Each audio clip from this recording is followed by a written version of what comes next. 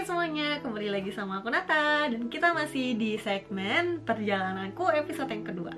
Di episode yang kedua ini, aku bakal menceritakan tentang perjuangan aku ngeles bahasa Jerman pertama kalinya setelah telat daftar di Gute. Jadi harus nunggu 6 bulan katanya, yang which is itu di bulan Juli baru bisa ngeles. Dan sedangkan aku tuh lulus SMA, graduation kalau nggak salah itu di bulan Mei. Jadi kayak aku ada waktu 1,5 bulan nganggur nungguin jatah masuk di Gute. Di saat teman-teman yang lain itu udah lagi pada sibuk mempersiapkan diri untuk masuk kuliah di Indonesia, aku tuh masih yang kayak ngeles bahasa lagi. Ini sih satu pelajaran yang bisa kalian petik supaya kalau emang kalian udah tahu mau ke Jerman gitu, ada baiknya kalian tuh ngeles bahasa Jerman sedini mungkin. Karena jangan buang waktu kayak aku.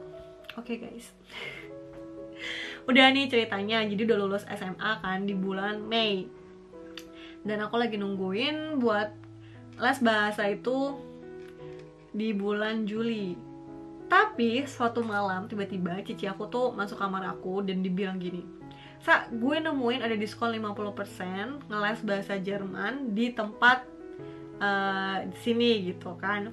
Terus aku yang kayak ya udah Ci, boleh daftarin aja gitu.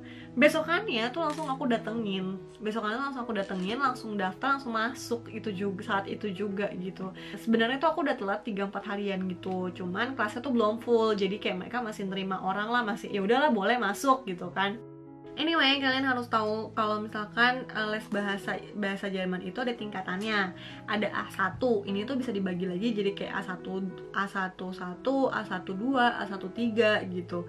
Dan A2 yang bisa dibagi lagi A21, A22, dan baru ngeles yang level B1 gitu. Nah, di tempat les ini aku tuh jadi banyak yang nanya-nanya gitu loh tentang kayak untuk student collect tuh butuhnya apa aja gitu, untuk pendaftaran student collect tuh butuh apa aja. Terus dia bilang kan butuh tes ZD ini, sertifikat Deutsch. Terus aku nanya lagi, emang kapan tes ZD-nya? Karena aku sama sekali nggak tahu kan. Terus bilang katanya, oh nanti September nih baru ada gitu. Terus ada lagi baru 6 bulan setelah itu. So aku mikir kan, kalau aku nggak ambil yang bulan September untuk dapet tesnya ini, aku nggak bisa daftar student collect.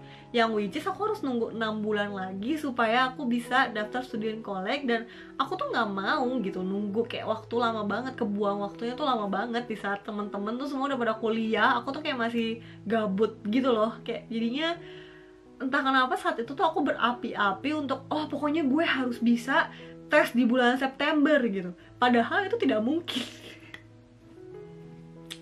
Nah, jadi langkah selanjutnya aku coba datengin lagi Gute.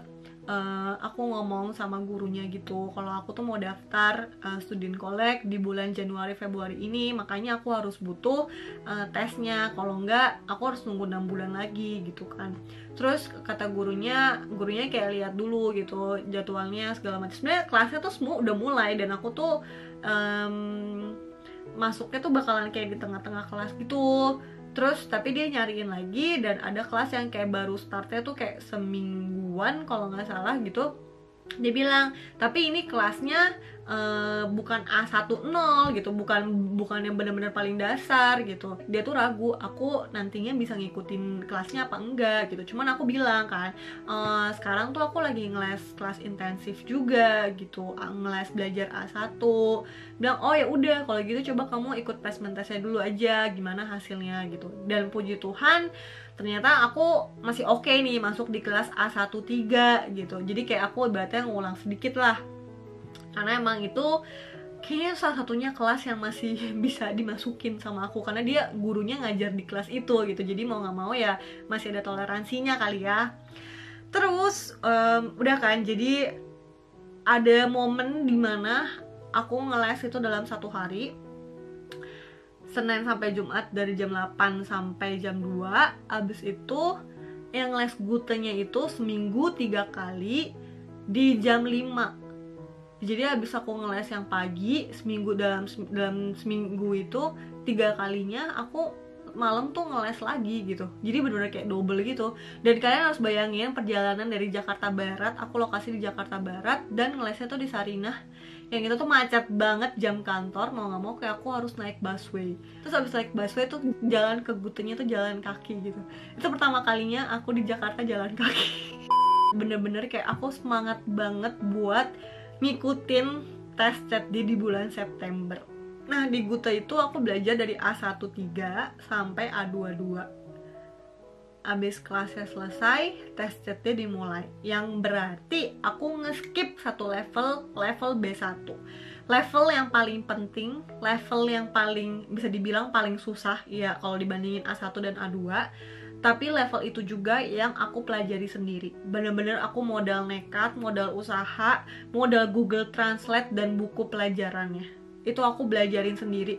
Jadi kalian bisa bayangin bener-bener perjuangan aku tuh pagi ngeles intensif, sorenya ngeles di Gute, pulang dari Gute aku belajarin buku B1. Dan itu aku kejar semuanya sampai di bulan September. Dan begitu aku udah selesai yang A1 yang intensif itu udah selesai kan, sisanya kan aku cuma tinggal di Gute doang yang jam malam. Karena aku masih ngerasa kurang, aku cari lagi les privat yang ngebantu aku mempersiapin buat tes CETD.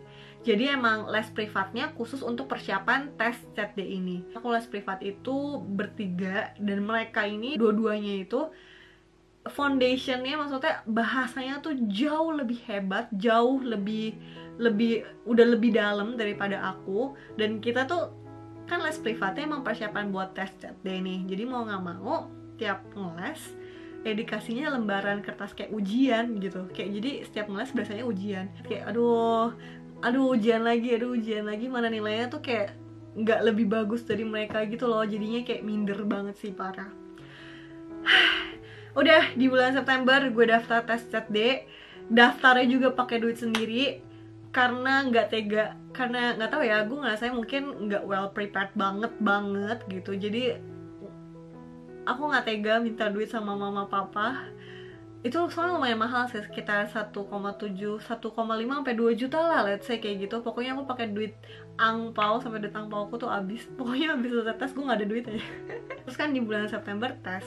Jadi begitu nyampe di Gute, itu tuh kayak ada papan gitu. Papan isinya ada nama, ada kelas terakhir, tingkatan terakhir, sama ruangannya, dapat ruangannya di mana.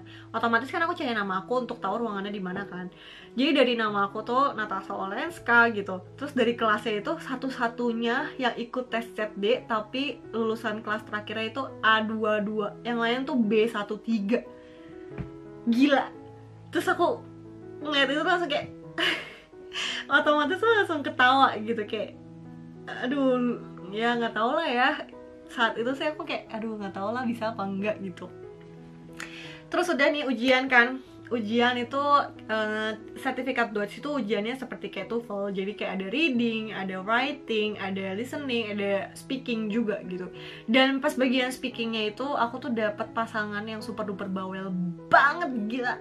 Gitu bener-bener selama kayak pas lagi tes hearingnya gitu, dia bener-bener kayak mendominasi aku sih. Kayak yang nanyanya tuh bener ini gitu. Untuk waktu itu mungkin seperti itu ya, karena aku gila, aku kan bener-bener kayak semuanya ya bisa dibilang bahasa Jerman aku kurang banget lah. Ya kalian bisa bayangin lah dengan ngeles dari bulan Mei, Juni, Juli, Agustus, September, 5 bulan doang gitu, dan harapnya bisa dapat CETD.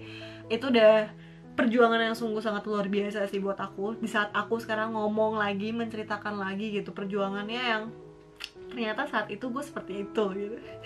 Lucu banget sih. Terus ya udah abis selesai tes ujian gitu, sore, dari pagi sampai sore kan, dijemput sama bokap kan. Terus bokap nanya gimana ujiannya, terus aku kayak udah lah Pak, nggak usah dibahas.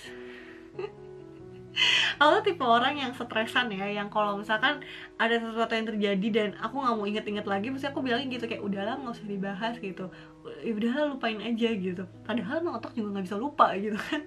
Udah nih, udah selesai tes kan. Terus kalau nggak salah tuh selang 1 minggu bakal dikasih tahu hasilnya per telepon. Jadi kayak mereka bakal telepon ke rumah. Bener-bener nggak bisa tidur, kayak yaudah pokoknya tiap hari cuma dibawa doa aja gitu, Tuhan semoga lulus gitu kan. Sampai hari Sabtu kalau nggak salah Aku nggak berani angkat telepon. Pokoknya selama itu aku nggak berani angkat telepon. Yang angkat telepon rumah tuh pasti bukan aku. Terus sampai hari Sabtu itu nyokap kebetulan angkat telepon pagi-pagi kan. Ini kalau misalkan aku skenarioin gitu ya, percakapan antara nyokap dan orang gutenya bilang gini, oh ya ibu, kita ingin memberitahu hasil ujian anak ibu kemarin ini gitu. Sudah nggak tahu lah ngomong apa, nyokapku tiba-tiba teriak, Tasa, kamu lulus gitu. Terus gue yang lagi tidur, begitu dengar telepon tuh yang kayak setengah sadar gitu. Begitu nyokap gue bilang gue lulus, gue langsung bangun dong. Gila, puji Tuhan banget gitu, kayak wow, amin. Kayak perjuangan gue nggak setiap hari pagi, siang, sore, malam. Terus kayak akhirnya bisa lulus gitu, wow banget sih kayak. Tapi semua itu nggak ada yang mustahil sih kalau lu berusaha gitu ya. Maksudnya ya lu lihat lah, nggak gampang gitu, dan bisa ada detik dimana lulus tuh kayak wow, gila, gue happy banget sih. Oke guys, ini ceritanya panjang, kita ketemu di episode selanjutnya ya. Dah.